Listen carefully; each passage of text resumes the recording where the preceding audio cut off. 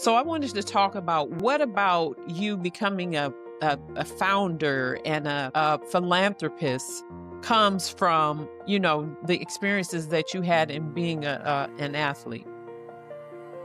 I would say the experience of being an athlete, I learned a lot about myself. Like I knew I was that person where I can adapt and kind of push through things, but you really don't know that about yourself until you actually do it. Absolutely. So it's one of I always feel like, and we hear this all the time, oh, if I can do it, you can do it, right? It's really big, but honestly, that is the truth. So I have this passion of helping the community, educating the community, because, we don't know what we don't know. Absolutely. Right? Especially when it comes to something such as Crohn's or an autoimmune disease that we really don't talk about.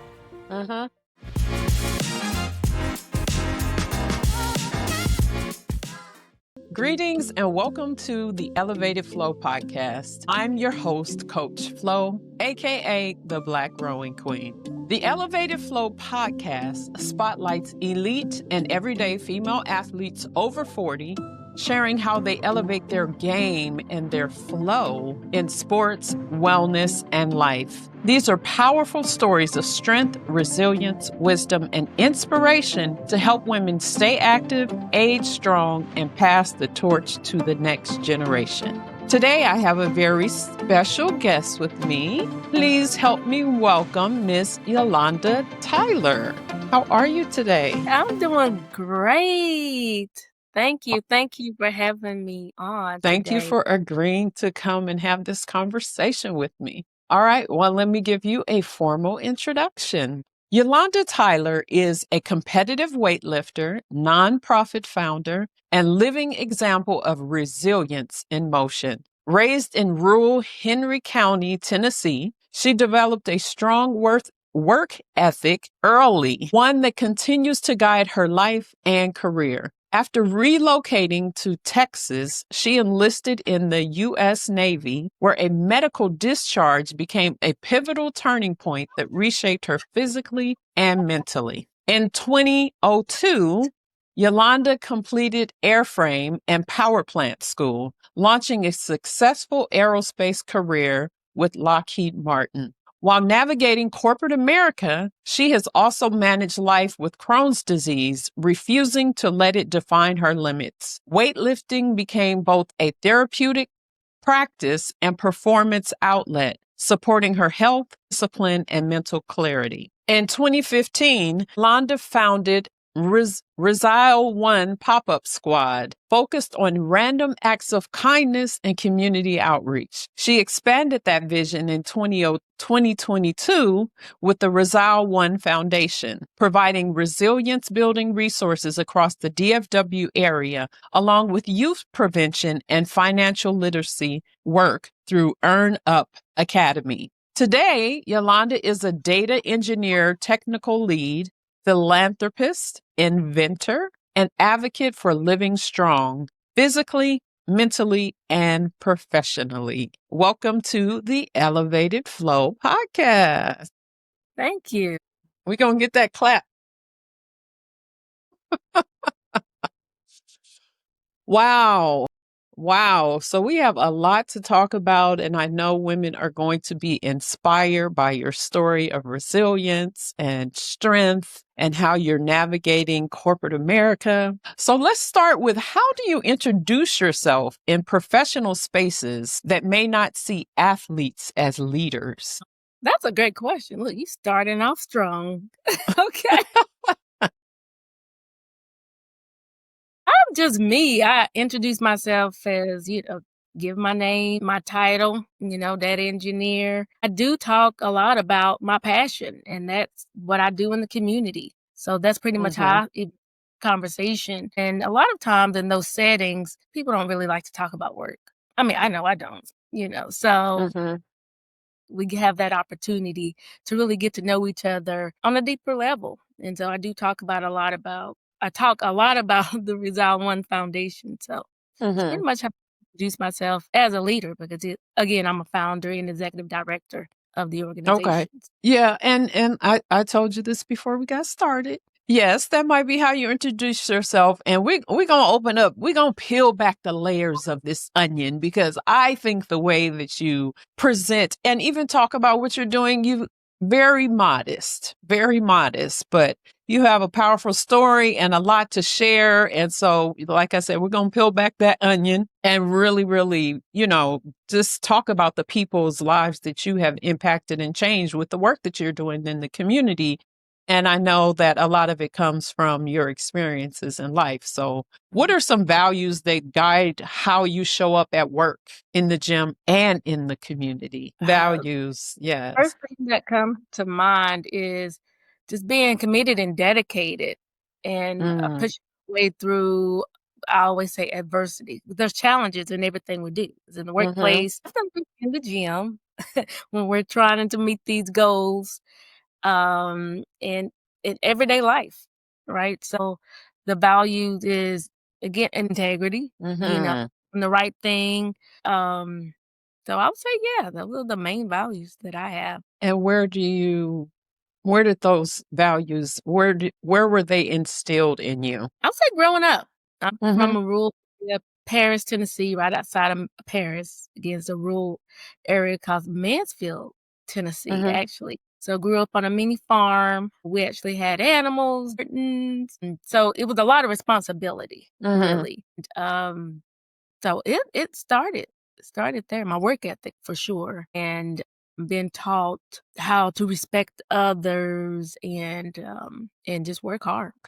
Okay, so growing up on the farm in a small rural area, let's go back to, when did you first started playing sports? More recreational, I would say. Growing up in the country, we made basketball goals out of milk crates. Of course.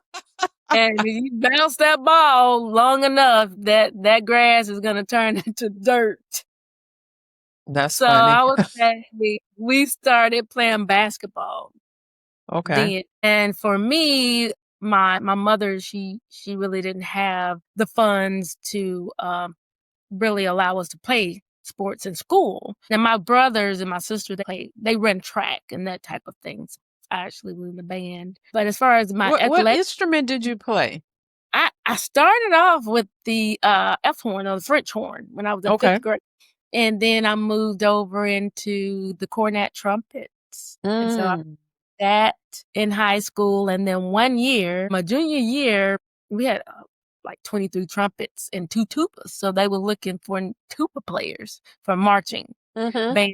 Here I go, all the 411. Sure, I'll play the tuba.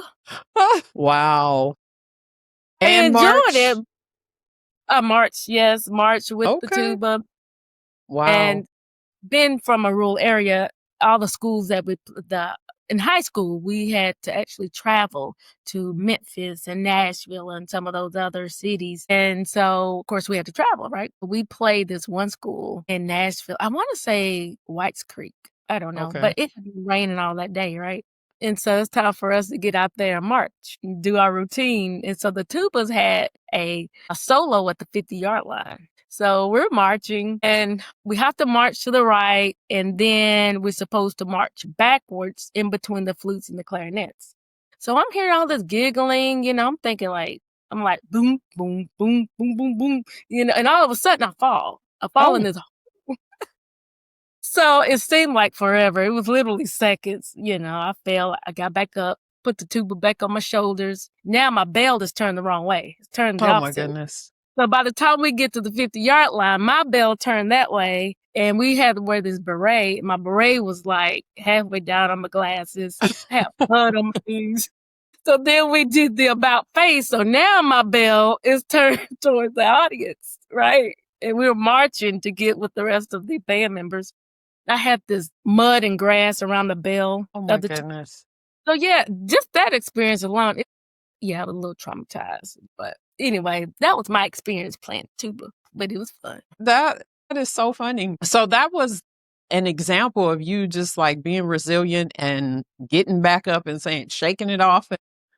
That's crazy. Yes, I laughed. I was laughing. I don't even think I played the tuba solo. And the crowd everyone was laughing. And I couldn't do anything but laugh at that point. I'm like, I literally fell in front of all these people.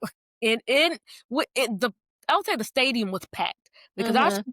football team was really good. Okay. So we was playing another team that was fairly good as well. So you can just imagine, and like the whole city was there. I felt like, but anyway, yeah, I was the highlight.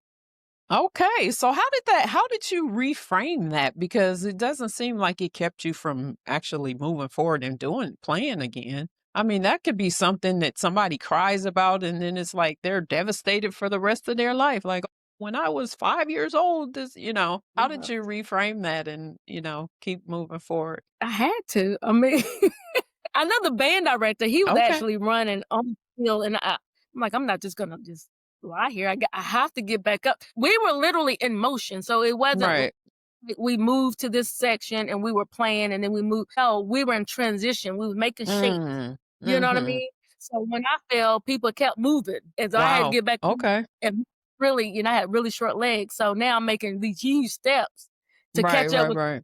players type thing. So I didn't really have time to think. And I adapt very well. I think that is my personality. I love Sometimes it. I just go with it, like, "Oh, okay, that was a mishap.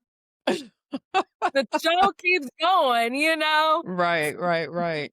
Okay. You see these, singers on stage and they may fall and they get back Mhm. up, do a long track, so yeah. Okay.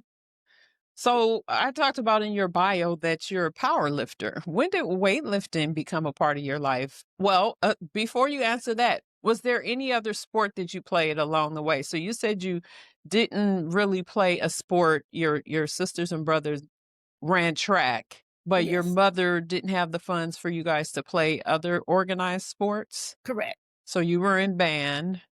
And then was there any other sport that you played in between that and powerlifting? More recreational. Okay. So, recreational softball, kickball, almost every sport except for tennis and soccer. Okay. Yes, Okay. Awesome. recreation. Awesome. So now, when did powerlifting, weightlifting come into to play? So we have to back up, Okay. oh, a little bit. Um, you did share that I was medically discharged from the Navy, Hmm. and it took me 10 years to be diagnosed with Crohn's disease because we didn't really know what was going on. Okay. So one of the things that I was told that I would never probably lift no more than 30 pounds. Mm. Strenuous on the body, lifting, you're straining and that type of thing. And so in my mind, I'm thinking I will never be strong. But it Mm. didn't get to the point to where I wanted to become a power lifter until, I went through a lot of flare-ups. There was times when I wasn't able to walk or do much of anything for myself.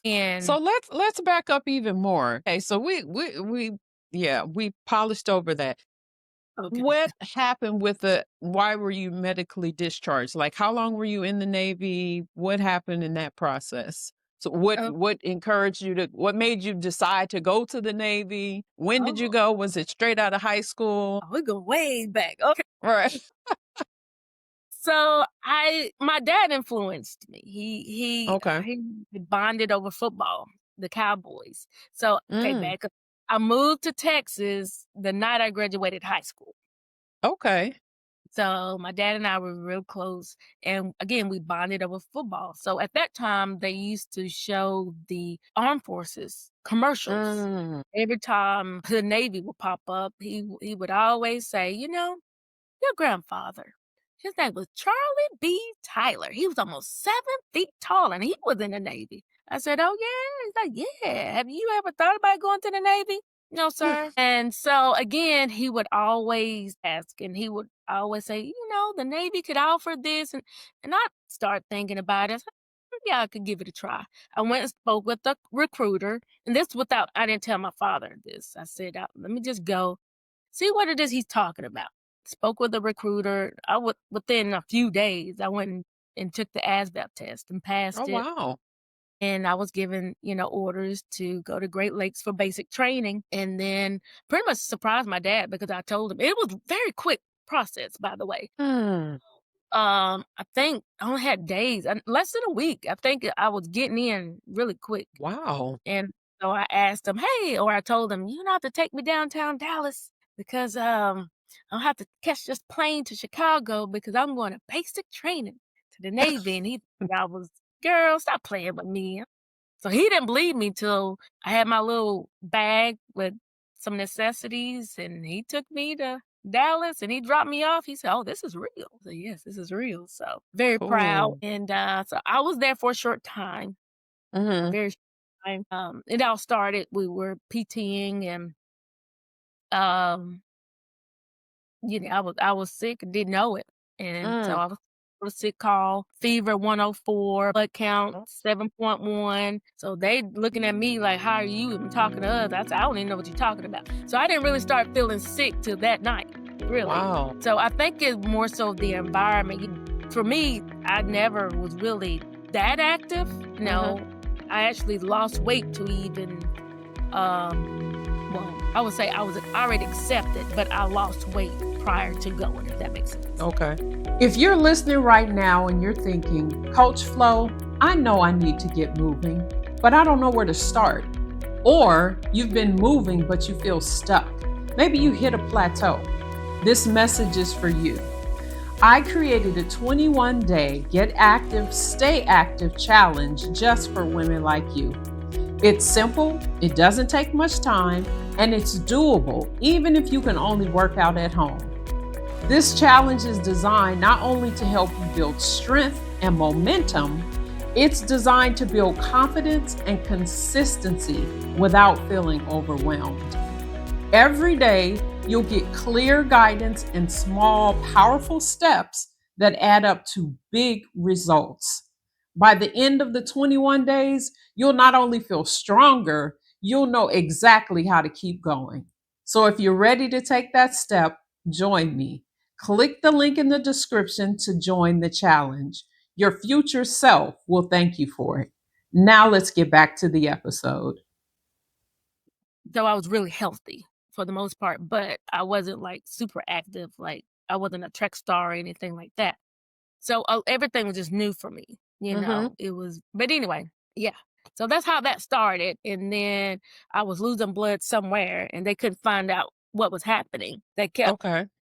pregnancy tests because I hadn't had a menstrual cycle for months. And I knew that wasn't the case because I wasn't active at all for probably about 5 years at that time. So they were just really concerned and they gave me at least 2 colonoscopies, and they just couldn't figure out what was going on. So they had to release me.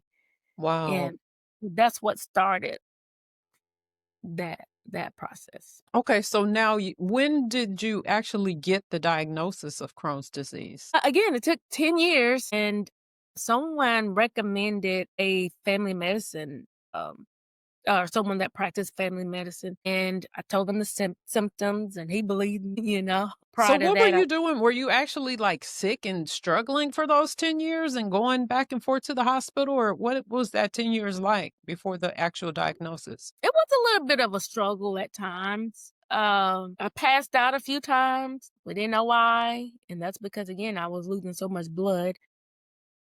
Wow. I was in pain, but Mhm. not. It was almost like, we've all had an upset stomach, right? So Mhm. I wouldn't understand why I'm always having an upset stomach. I'm not really eating much. Not doing too. I know I'm not eating poor, not that bad anyway. At that time I would probably eat a burger every now and again, but it wasn't, you know, an everyday thing. And again, my dad would even take me to the doctors, and they would just I almost felt like they didn't believe me, if that makes sense. Like, no, there's nothing wrong with you. It's in your head, you Really? know. Yeah, I mean, because even being having anemia is a common thing, right? So Mhm. for okay, you have anemia, and that was all, go take iron pills, go diet, go exercise, type thing. So yeah, so I dealt with that for a good 10 years, and then toward the 10-year mark, it was getting even worse. Where anytime I would eat anything, there would be a lot of pain. So Mm. so that's how that started, and So then. you said someone introduced you or recommended a family Mhm. practice? Yes. So I said, well, maybe I just need a new primary care. And so someone I worked with, they said, hey, you should go see mine. He's really good, you know? And again, just from me giving him my symptoms, he said, it sounds like you may have Crohn's disease. I didn't know what that was. I thought it was something contagious. Like, what is that? You know? So he referred me to a gastroenterologist, GI, and that's where the journey began. And went into emergency surgery, and that's when I was officially diagnosed then. Because even before then, didn't know if it Hmm. was or not. So And now, what exactly is Crohn's disease? And what are some of the symptoms that you were experiencing? Crohn's disease is an autoimmune disease that attacks your digestive system. Okay. So in the small intestines. So I'm Hmm. sure you've heard of ulcer colitis. This is very similar, but it's in the large intestines. Okay. Then we've all heard of rheumatoid arthritis, right? Hmm. Similar is it attacks the joints. So it's Hmm. just autoimmune disease that you have a lot of inflammation in your digestive system and it attacks the good cells in your Okay. digestive. Okay.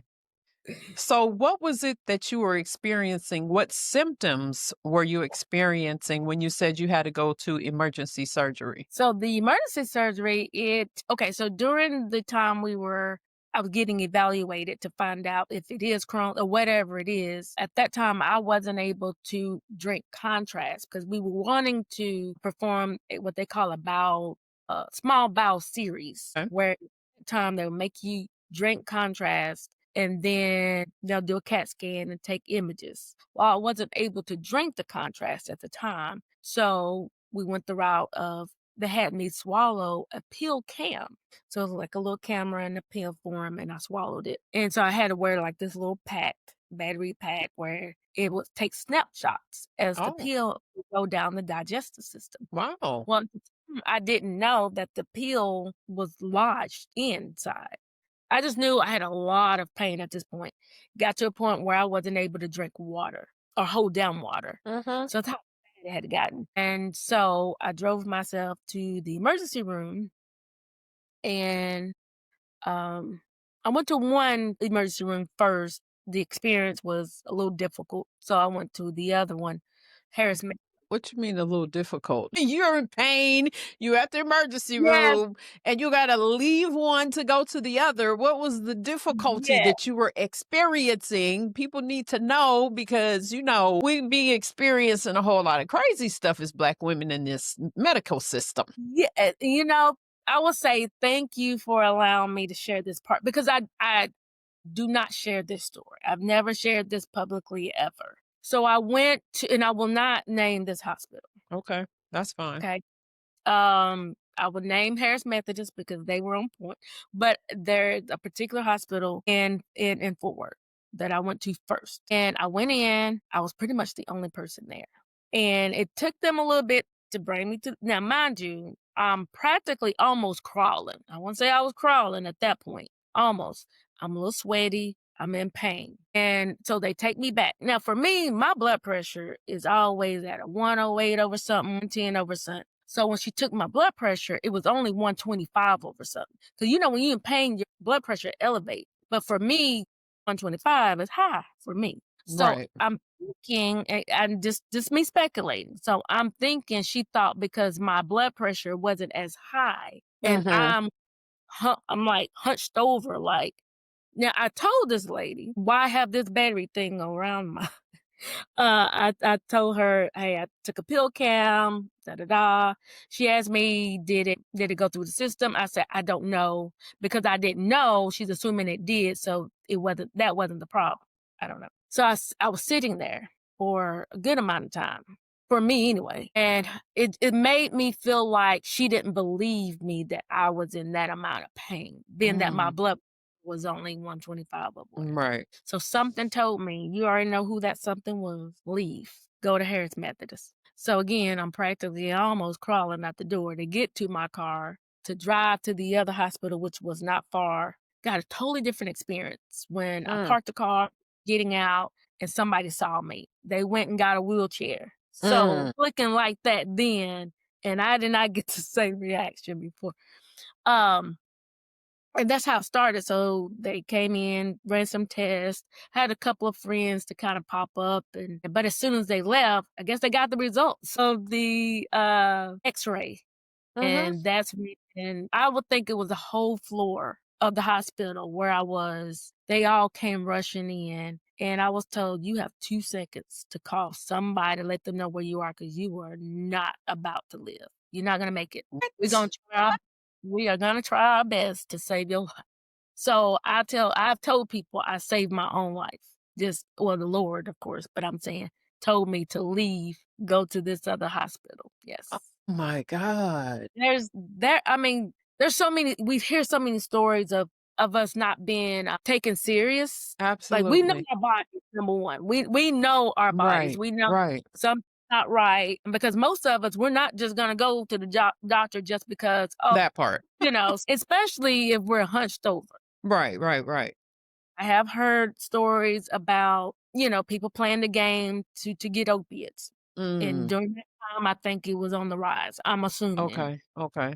So what was going on, the reason they said they were trying to save your life? So the pill cam got lodged in the small intestines to where, yeah, it was about to cause sepsis. Like Oh, it was just that bad. And that's why, because you think water, is water, it's liquid, it's fluid, it should just go on through there. But mhm. that area was just so narrow where nothing was getting past. And so it was very severe. So they went in and they removed 2 feet of the small intestines. And so Oh. that's when I found out that I had Crohn's disease. So that happened. I was in hospital for about 8 days or so. For how long? 8 days. Okay, okay. Mhm. And so for some Wow. people longer, I would say the hospital staff, the surgeon, everyone was outstanding. I'm And glad to that's hear that. rave about that hospital. Just from again, and because of all the experiences that I had prior to, Mhm. so I have to give kudos when I can, because again, um, yeah, there was no bias. You could just tell they didn't care, my gender or the color of my skin. They were just, hey, could have just been the insurance. I don't know, but all I know is Trying to somebody save cared. your life, right. Yes, yes. So just Wow. go ahead and finding out I later found out that my Crohn's were due to environmental. So there's different types, which I found out some people that is hereditary for some people. Like Mhm. no one family has it, you know. So we So I didn't know know. we talked about this prior, but what about the environment? What It, environmental uh, things happened that you believe caused it? the only yeah. So I was never a big fan of vaccinations. Like Okay. that's me. And I would say because we had so many at one time, and I always believe everybody's body's different. Now, Mhm. granted, I understood why it was needed. I Mhm. mean, military, never know what country you're going to be deported to. I mean, whatever, right? So I get all of that. But then we went through so many strenuous exercises, and again, it was basic training. Mhm. So it does put a lot of stress on your body. New environment. You don't know what's going to happen from day to day. So it's not Mhm. like they get itinerary. And there's things that happen where they're teaching you that you're one team, right? So if one Mhm. person messed up, guess what? We all gonna get it. You get what I'm saying? So just plain and simple as that. But being that I'm the shortest, when we were going into what they call chow hall, is it mess hall chow? It's been so long. I will always be the last one to eat. So I'm scarfing my food because we're timed, right? So you got the first. So before I sit down, I had to say, last recruit to be seated to let them know, start the timer. They got all these people to feed throughout the day. So I'm getting all the food in, and before I can even finish that time, it's time for our division to leave. Mhm. So I think it was just a lot going on, and again, I'm speculating, so it just caused a lot, on the body, Mm. the Mm. environment. of it all. And So now we could go back to what you were talking about. They were saying, so after this surgery, what has life been like? Because you said something about they told you that you would never lift over 30 pounds. Talk a little bit more about yeah. that now. So of course, after the surgery, you get all these restrictions, Okay. which even after, and the restriction at that time was nothing more than 5 pounds. Of course, that's normal. But I was told later, as I would begin to heal, that it would be common to have flare ups and that type of thing. And during those times, anything over 30 pounds for me I would be straining too much. Right. Mm. And so going through some of my flares where at one time I pretty much gave up on myself. That's how bad it was for me. So again, not being able to walk at times, and I was tired. I mean, like, And what Lord. are the flare ups? Just like inflammation in your body that's causing pain? Okay. Yeah, and I was on medication Mm-hmm. too. So, and again, I wasn't eating poor, Mm-hmm. you know. It's just certain foods. I mean, I've been told, oh, you need to eat a high fiber diet. I will tell anybody, listen, I am not a doctor. So if anybody out there hearing me say this, I'm gonna let you know right now. For me, I don't know about anybody else. Right, right, right. Fiber is the worst for a Crohn, Mm. as myself. It is Okay. so anything like spinach, broccoli, green beans, anything green for me, salads. Now every now and again I can eat those things, I'm okay. Okay. So if I meal prep, I may be able to eat green beans for 2 days. That third day my body said, I don't know what you doing, but no ma'am. Okay. Is finding, and I'm a structured person, so I would be okay with eating ground beef or chicken or whatever every day. Mm-hmm. But the sides is where the struggle come in. Okay. And so I can't eat rather beans. Again, anything high fiber, green, Mm. Interesting. any fruit that has peels, like apples, any peaches, anything with peel that has skin. I'm The trying to say skin. skin. Yeah, yeah. Oranges. I may peel an orange and kind of like just suck the juice out of it, Right. right? But even with that, I can't eat too many of that because the acidic is an acidic Okay. thing. Fruit. I love pineapples, but I can't eat pineapples. Mm. So just finding what works. Right. Now, I'm a fan of a burger. Mm-hmm. Eat a burger every day, but my body said, "No, man, we cannot do that." So even after all these years, I still struggle with my eating at times. And Mm. if life to where I would be invited to go places. Now I'm looking the place up to find out, is there pictures of the bathrooms? Like, where is it located? Oh, wow. Uh, that type of thing, having to bring a backpack along with me at times for extra clothes or Mm. my own toilet paper, and wipe, Wow. my own seat covers and that type of thing, not to be too much information. Mm-hmm.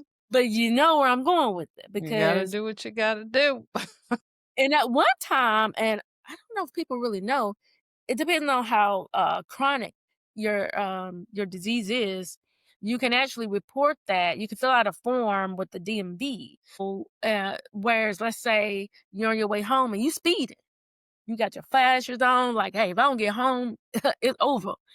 If you get pulled over, you can be excused. Mm. Now, I haven't filled that form out in a long time. I don't even know if that still exists, but I did that. Okay. But I never pulled over, but I sure was waiting. I'm waiting on police follow me home. So yeah, regulating that, being inflamed. I think that's what you asked me about. What did that look like? But yeah, that's what that looked like for me. Things just moving through. I could eat a meal within minutes. Sometimes before I even finish my meal, I'm having to go to the restroom. Mm. Wow. There are certain foods. It depends. Just when I thought I learned my body or my digestive system, so, oh yeah, I got it figured out. Now I'm gonna go on this carnivore. I would say for me, carnivore was probably the best for Mm. me. But let me tell you what I did wrong for anybody that want to know. I was tearing up some ribeyes. Mm. You could tell me the ribeye, and I'm like, oh yeah, I'm getting stronger. I got all these muscles. Too much fat on the ribeyes. Mm. Good idea. So I had another setback. So I said, okay. So Mm. just try those things out. And I'm sure aging, getting older, hormones and, perimenopause and all of that, also learning that because that's something that, people our generation weren't necessarily taught or told what to expect because our parents were just trying to figure it out themselves. And now I think in this day and age, we hear a lot more about menopause, a lot more research is being done and studies and really focusing on helping women navigate that part of life. So I'm sure that that played a part in you having to get to know yourself as you were aging as well. And I will say I just recently found out that I'm not uh perimenopausal. It's Okay. the because I was having night sweats and hot Mm. flashes. Somewhere I'm like, "Ooh, that's not bad, man. It's 50 degrees outside." No, it feel like 110 right now, you know? Wow.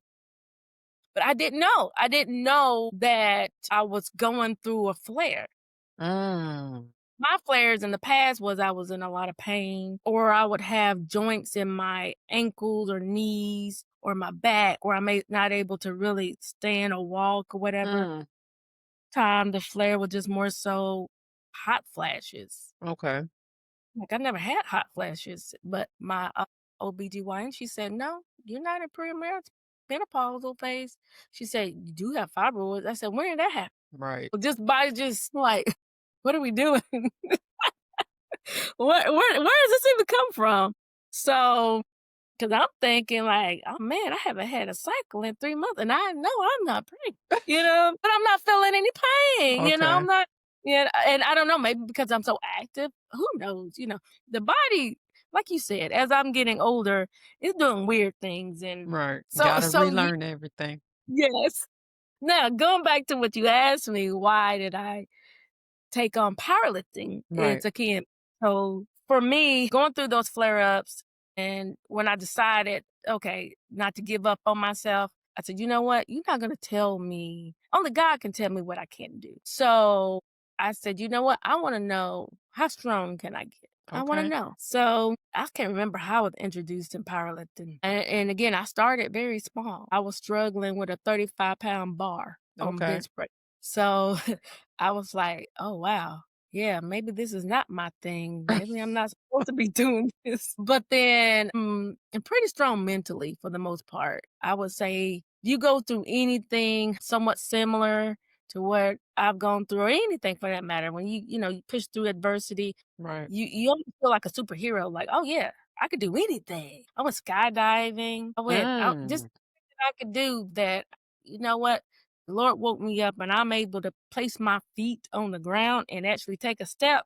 Yeah, there's no limits I to love anything. that. So yeah, I'm powerlifting, and so I went from 35 pounds to 40 pounds and kept going up, and I'm like, oh, look at me. And so my first meet was when age 40 was my very first powerlifting meet. And I pulled 200 for the 210 pounds deadlift. Now, to a lot Okay. of people, that was not a lot of weight to them because some of them started with that. Mhm. But the gym members, were those that I went to the gym, they knew how big of a deal that was for me to be able to pull at that time 210 pounds. Right. Been told I would never be able to do something like that. Right. Right. Right. Right. And at that time, I think my bench was 99 pounds. Again, not a lot. My squat was very weak. I think it was 160. And that was age 40. 47 years old today. Okay. My deadlift now is 225. Okay. I've been able to bench 145. Wow. My squat 85. Okay. So Okay. so I And you're just still 4'11"? I am still. Wow. So, and my trainers they are amazing. They've seen me go through um ups and downs, barely even walking through the door. And I'm like, Yolanda, why are you here? I said, because I'm walking. I'm here. Mm. If you have to give me a 2-pound weight, we're gonna work out. And Right. I will push through all of those exercise. They may lessen the weight by 5 or 10 pounds because I would tell him no. I got this. Let's do it. I'm here. As Right. long as I'm, and then they are amazing. No excuses. No excuses. Yes. I love So, it. I love it. Now, how does all of this work? Say that again. well, I know I'm just saying, anytime you open them eyes and you plant your feet on the ground, let Very the Lord. inspiring. Yeah. No excuses. So, Mhm. where did the aerospace come in? How is all of this related to like you working, and how are you navigating the corporate space dealing with all of these medical issues and everything?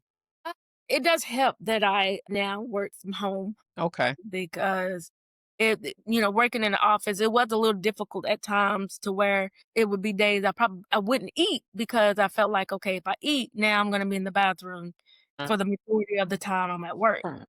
So,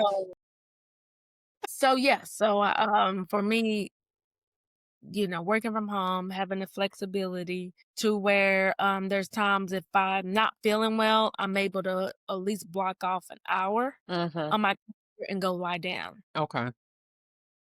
And so that helps. Again, when I was in the office, it was a little challenging at times. Again, I Mhm. wouldn't eat.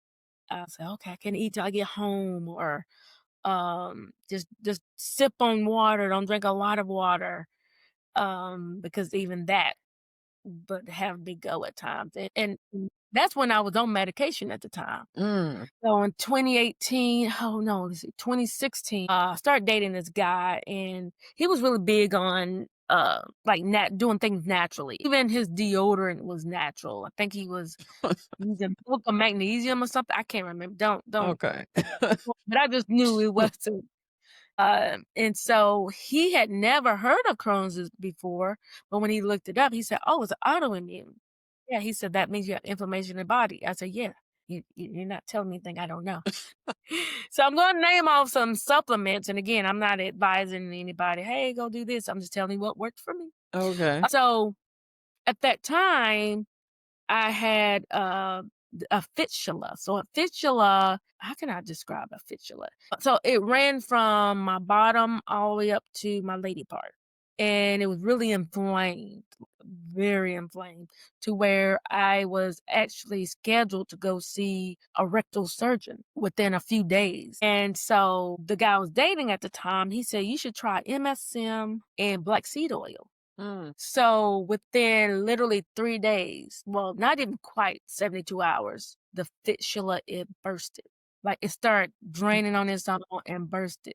And So you took this orally or you put it okay. really, yeah. So MSM, I just put it in water, drank it, and then the black seed oil, I'll just toughen it out. He said, I heard this stuff is nasty. I said, I don't care. Okay. I don't care if this thing tastes like castrol.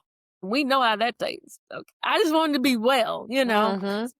Start taking those two at that time. Now I'm turmeric and all of other stuff, but at that time it was just those two things. And so I called and I canceled my appointment Wow. because they were gonna actually, lance and there was Mhm. no guarantee that it would ever heal again. Mhm. So I was really scared about it. And ever since then, I hadn't. So 2 years after that, because even then I was in and out of the hospital, emergency rooms and stuff. I just took myself off medication.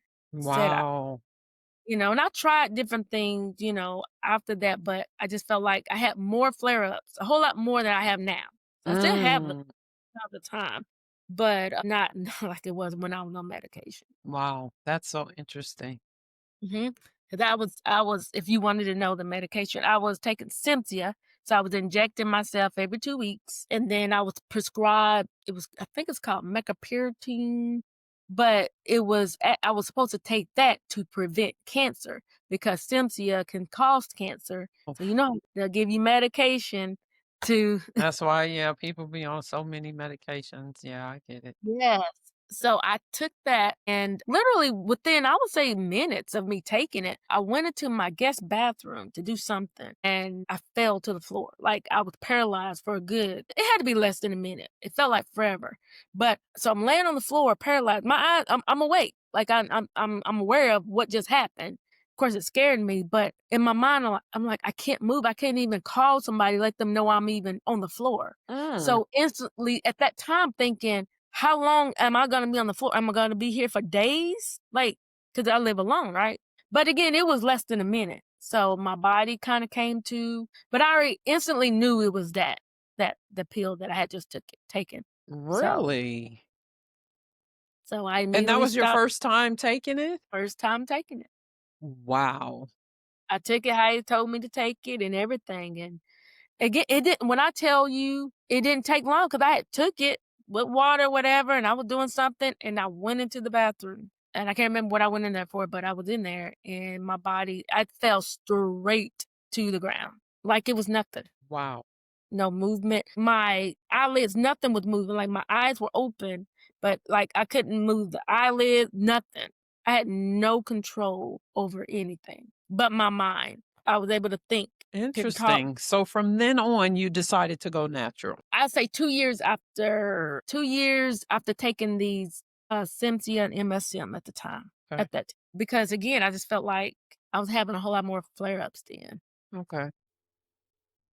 Well, you know what? I want to transition. Thank you. Thank you. Thank you so much for sharing all of that. And hopefully, someone that's listening can, understand more about what Crohn's disease is and, some of the symptoms they may be experiencing. Because when you were talking about some of that stuff, I was like, even about the experiences of being in the hospital and everything, even in speaking to other women that have been on the podcast, I didn't think about my own experiences in the hospital and thinking about, how I'll go to the hospital not feeling well, not being able to walk, and they can't figure out what's wrong and they send me home and I still can't walk. Like, how that work? I thought when you go to the hospital, they supposed to help you get better. But no, I've been to the hospital before where I go, I can't walk, and they just send me home. They can't figure out what's wrong. And it wasn't until you start talking about your experience that I'm like, you know what? Wow. I had some experiences with my digestive system and stuff for years. I thought some of the stuff that I was experiencing, I just accepted it as normal for me. And it wasn't until I got involved with, it's a multi-level marketing company, Herbalife Life. This is back in early 2000s. And I took this, it was liquid uh, form of aloe vera. I think they Mhm. called it herbal aloe. And it was like healed whatever was going on in my body and my stomach or whatever. And like I was counting the days when I started taking it that I would eat and not have a stomach ache. I thought that was normal. Like from the time I was in junior high school, all the way through college, every time I ate, I had a stomach ache. I would be cramped, gas, just I thought it was normal. Anytime I ate anything, I would have a stomach ache. So anyway, I said all that to say that hopefully somebody will maybe understand something more about what the symptoms that they're experiencing based on your story.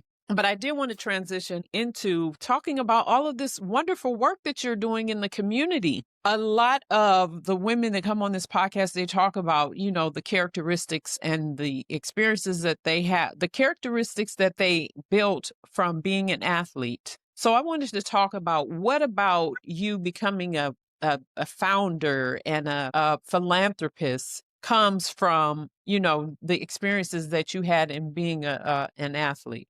I would say the experience of being an athlete, I learned a lot about myself. Like I Mm, knew I was that person where I can adapt and kind of push through things, but you really don't know that about yourself until you actually do it. So absolutely. it's one of those things I always feel like, and we hear this all the time. Oh, if I can do it, you can do it, right? It's Mm-hmm. really cliche, but honestly, that is the truth. So I have this passion of helping the community, educating the community, because we don't know what we don't know, Absolutely. right? Especially when it comes to something such as Crohn's or an autoimmune disease that we really don't talk about. Mm-hmm. So people see me and they're like, "Oh my God, you have it all together and you this," and do not know my story at Right.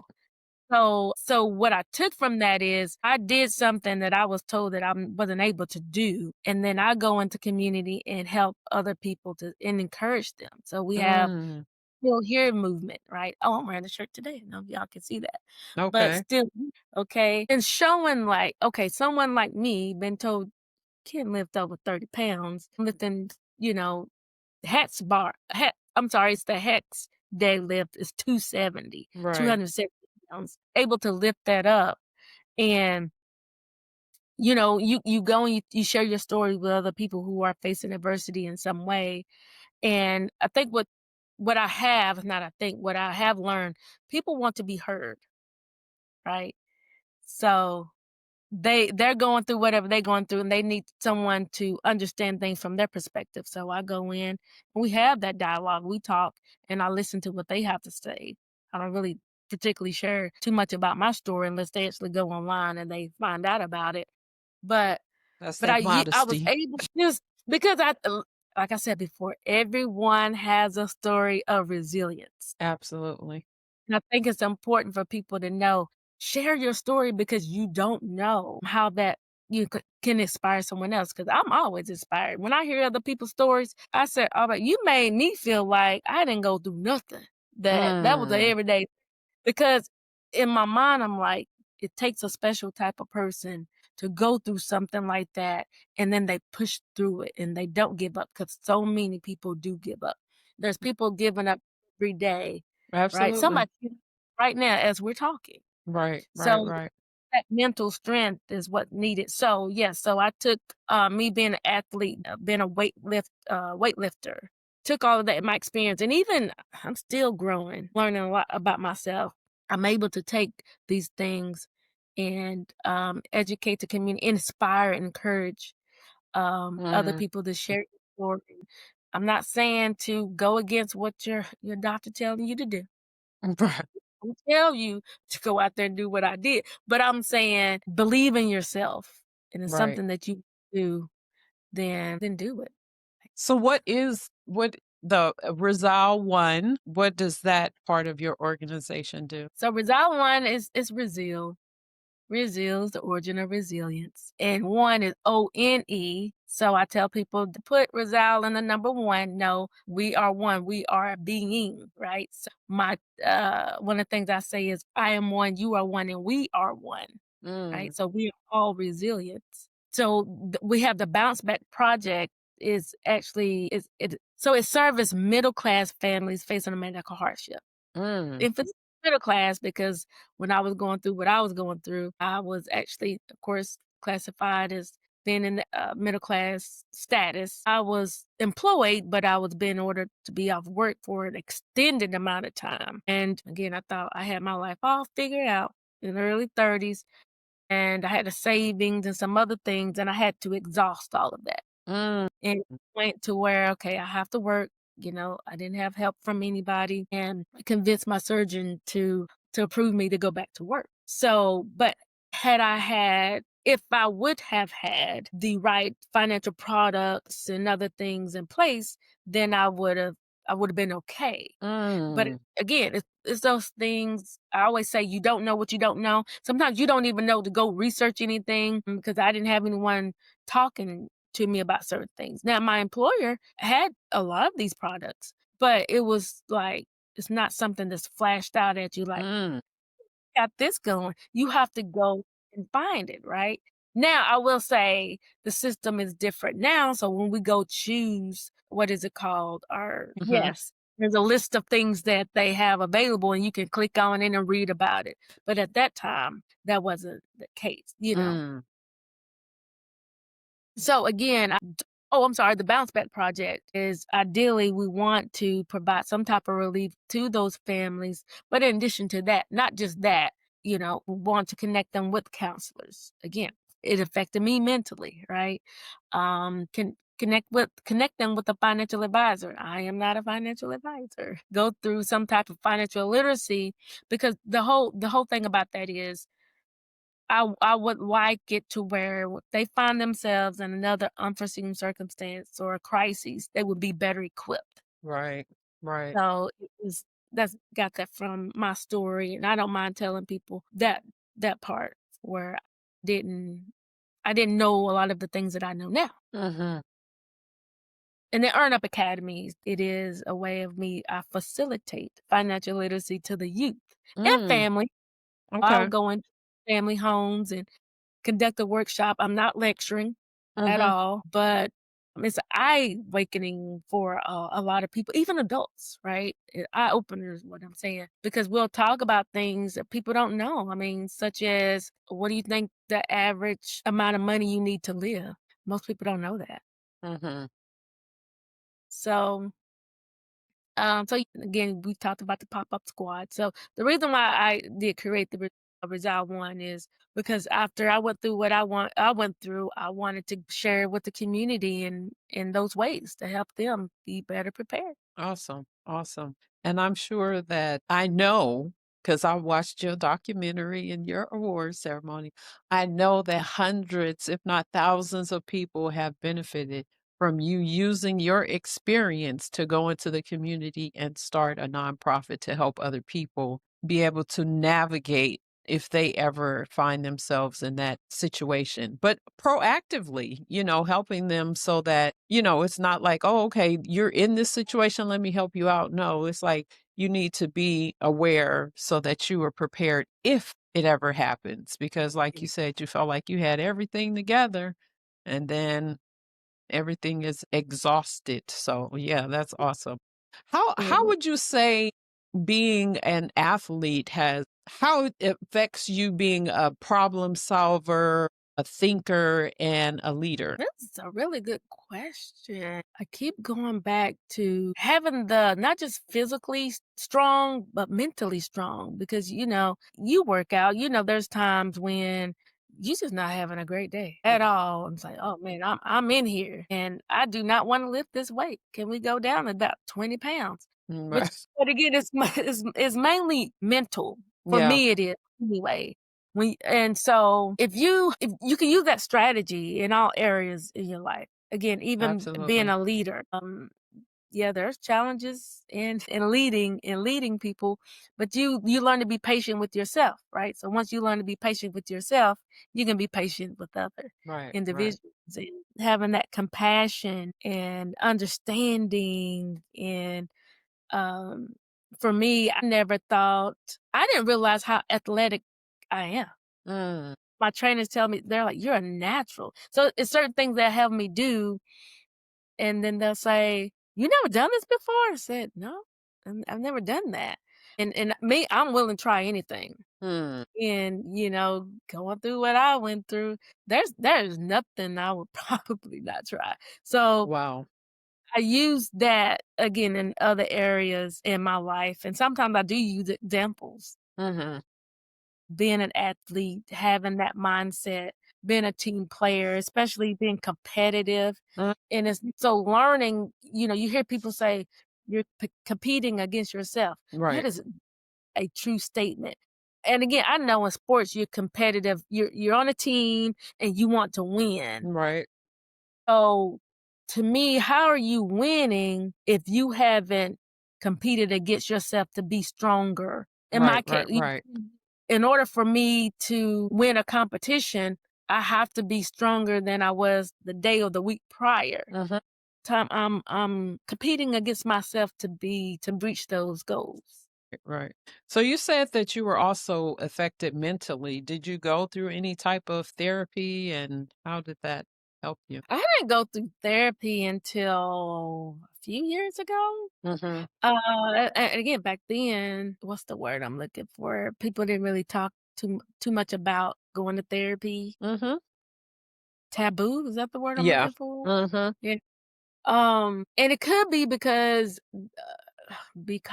I've gone through so much in my life, just even as a young, a kid, Mhm. I was able to adapt to a lot of things that sometimes I felt like that was my norm Mm. to feel a certain way or think a certain way. But I would say sometime, because even after I almost gave up or I wanted to give up, I Mhm. didn't attempt to give up, if that makes sense. I got closer to God. Mm. Moments when I needed someone, it was literally just, you know, you know, Okay. closer to him and he gave me the strength. So, yeah. How important do you think that having even therapy as a benefit in corporate America and companies is for the employees? Oh, it's very beneficial. Because again, I started out counseling, I wanna say 3 years ago. Mhm. So, I'm trying to articulate this. So, when I see people in need, I jump on it, and it's Mhm. because when I was in need, I didn't really have it in the way that I needed, if that makes sense. So, Okay. a younger brother that lived here, but he was in a different city at the time, and my family, they live in different states, right? Mhm. So and I have some friends, don't get me wrong, but I needed someone to be in the house with me, if that makes Okay. sense. So, it affected me mentally in the sense of when I would see someone in need, I would always jump to their to help because I knew what it was like not to have it, if Right. that makes Right. Right. Got it. I can give you an example. I have a friend, it might be has it been 5 years yet? She found out she had cancer, Mm. and her family lived in another state. Of course, I was there for it, and I kinda just jumped in because, again, I already knew that she's gonna need this, she's gonna need that, she's gonna need someone to drive her here. So, I was that person to do all of that, Right. and I didn't realize why I was doing it until I Mm. went through coun and Mm. I was told I'm part of the way that I am because I don't want people to hurt the way I hurt. I didn't want people to feel how I felt or went through what I went through. I mean, you don't wish anything on anybody. Again, living alone, needing someone in the house. There was times I was crawling to the bathroom. I was crawling to the kitchen just to get a bottle of water. Mm. When I had someone in the house with me, they could have just brought it, right? Wow. So, going through counseling why I'm just the way that I am, and I don't mind being, I'm a natural nurturer anyway, but why I was going over and beyond for people, um, because I don't want people to hurt the way that I hurt. I learned I had a little bit of, I guess, abandonment issues a little bit, didn't realize that, Mhm. me and my really close. So, he passed away in '07. So the Mm. time like I needed him, he was Mm. there, Got right? it. So it was, I would befriend people and not knowing they wasn't so much of a friend to me as I was to them. So when they would Mhm. move around, I would feel like again, something's been removed. But Got as it. one therapist said, she's like, look at your life as a pie, right? So we have Mhm. pieces of pie. She said when your dad passed away, it was a big old chunk of your pie was removed. Mm. So you have someone who you thought was a friend and they removed themselves, you were just this little small piece of their pie. So when they removed you, they still almost had a full pie. Oh, Tell you that light bulb went on. I said, okay. And after that, I felt like I didn't need her anymore. you solved my life Yeah. issues through that one analogy. That one analogy. So it made me realize why people are I can't expect me out of other people because Mhm. their life experiences are different, right? Right, right, right, right, Things anyway. So basically what I'm saying, everybody, I don't care who you are, go seek out counseling. Even if you don't think you need it. right. You don't have to have an issue going on or something. You don't have to be going through a storm because you But would it don't. learn. Mhm. You will learn something Some about stuff you about yourself. just when you think you know yourself. Right, right, right. I And you will agree. have answers to things that you didn't think you needed answers to. So I highly encourage just because you go in a counselor doesn't mean you're crazy. Mhm. Yeah, I I know think I'm in our culture, we've gotten a little bit more comfortable with talking about I even hear black men talking about going to therapy. I'm like, yes, "Yes." Like, it I is. have a therapist. I'm like, "That's what I'm talking about." I'm a Listen, trained therapist, so, I mean, I have a master's in marriage and family therapy, so I'm a strong advocate for therapy. Yes, I ma'am. think it should be mandatory Yeah. Yeah. for everyone to go through and again, you don't have to share all your life business because at some point it's gonna come out. Yeah. Even if it's just to yourself. It's Give well, help you see some blind spots in your life, you know, yeah, that you may yeah, not see. So, yeah, I agree. yeah, Well, you know especially what? Go ahead. oh, no, I was about to say, especially when you hear more than one person say something about you, and you're like, Mm, "Really like that?" And then you find out, Oh, that's why Right. I learned to say Insight. no. No is my favorite now. I mean, I still say yes, but They say no is a complete sentence. yeah. So, Well, you know what? We have talked about a whole lot, and I appreciate everything that you shared. Now, thinking about you being a founder, and you said that you were an inventor. Let's yeah. talk about that a little bit before we close, because I want to talk about you being an inventor, but then I also want to ask you when you're in your elevated flow state. So, inventor, tell me a little bit more about that. Most people don't know this. Even some family members don't know. Oh, should we wait and hold this off to the Patreon No. community? Mhm. This actually happened in 20 it's either 2016 or 2019. Hmm. I have the plaque on my wall, so I have a it's a patent. Okay. So, I was, part of a team where, we created a cost analysis tool, a software tool. It's a software tool at Lockheed Martin. So That what? at Lockheed Martin. Oh, wow. Wow. That's so cool. Congratulations. So, yes, I do like Yes. to come up with things. I wanna invent this thing where you can attach this. I don't care. If somebody wanna create this, they can. I don't care. I don't mind sharing this idea. Okay, somewhat of an idea, but anyway, it's something attached to the car. When it be raining Huh? outside like that, and you get to the car and you got all these kids, you trying to get them in the car, you should be able to push this button, this thing gonna raise up and gonna fold over. Yep, all that stuff. So just little stuff like that. Okay. So the idea is noted in December 2025 that Yolanda Tyler had came up with the idea.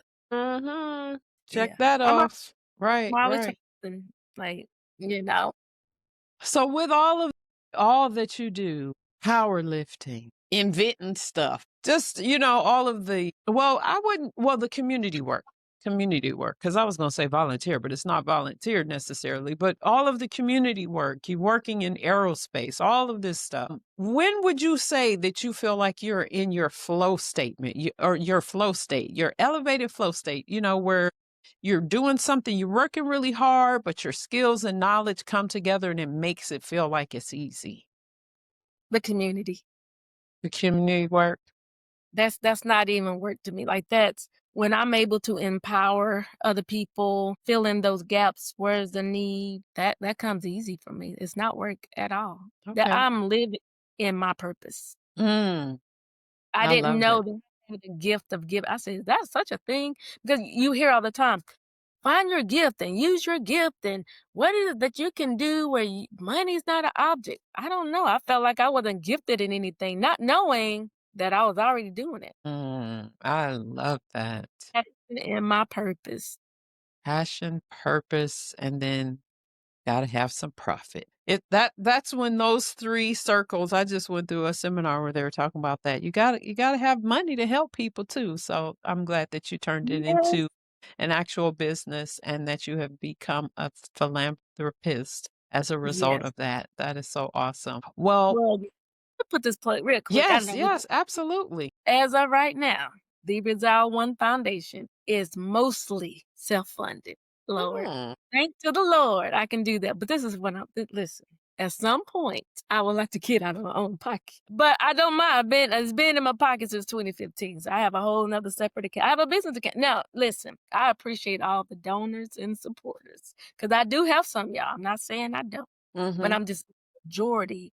So all jokes aside, there's a lot of organizations out there, nonprofits, organizations. And when you see those individuals out there using their own funds to fund it, just know that's not just something they want to do. That's their purpose mm, and about what they're doing because most people are not.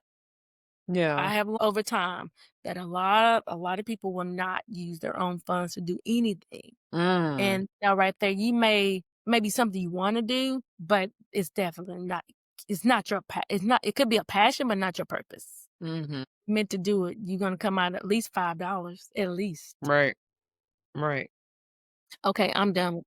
Especially if you want other people to donate, it's like, come on, so you gotta come out your pocket too. All right, so Amen. we're gonna go into our last two segments. The first one is passing the torch, passing the torch. What would you say to a teenage girl that's listening to this about how important it is to play a sport, be active at a young age, and how impactful that will be later in life as a result? Yeah, well, being part of a team just in itself, even if it's what are those solo teams? I won't say solo teams, but those sports like wrestling, even though you are in the ring Individual. individually, you're still on a team, right? You're representing the school, you're representing. So your name and the way that your work ethic in the sport, right, will teach you the beginning of understanding on protecting your brand, Mm, meaning who you are,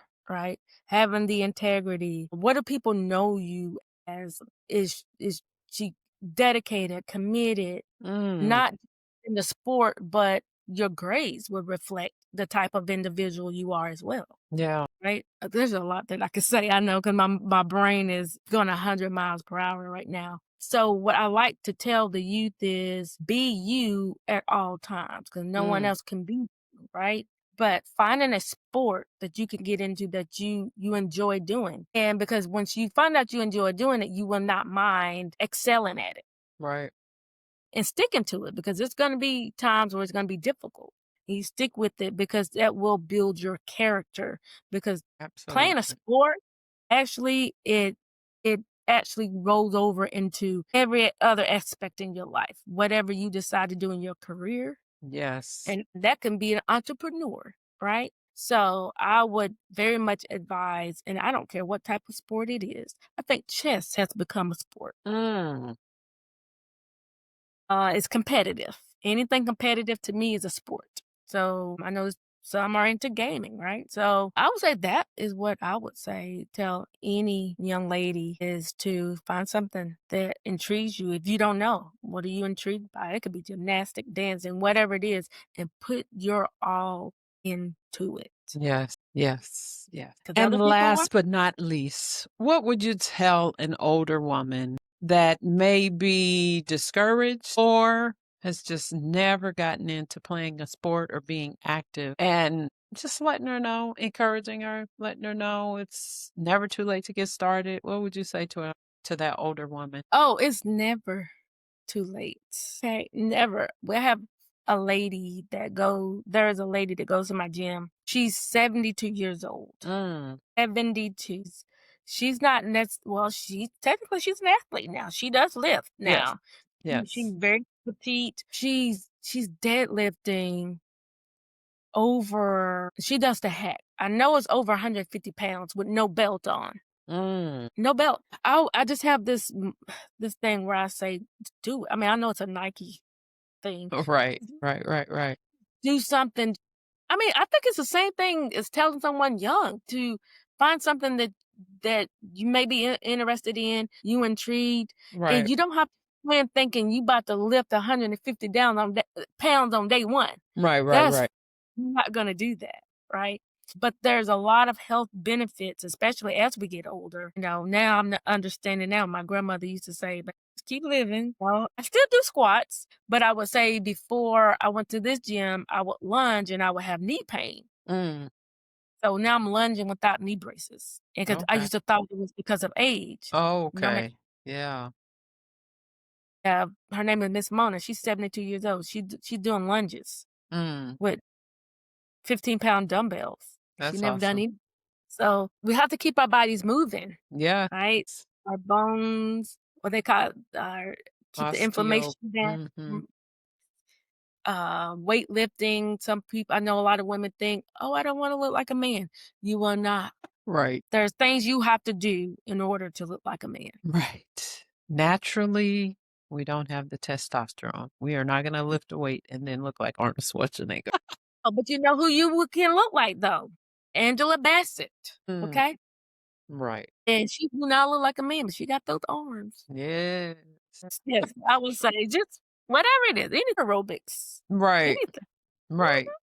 Keep Yes. moving. Keep moving. Well, you know what?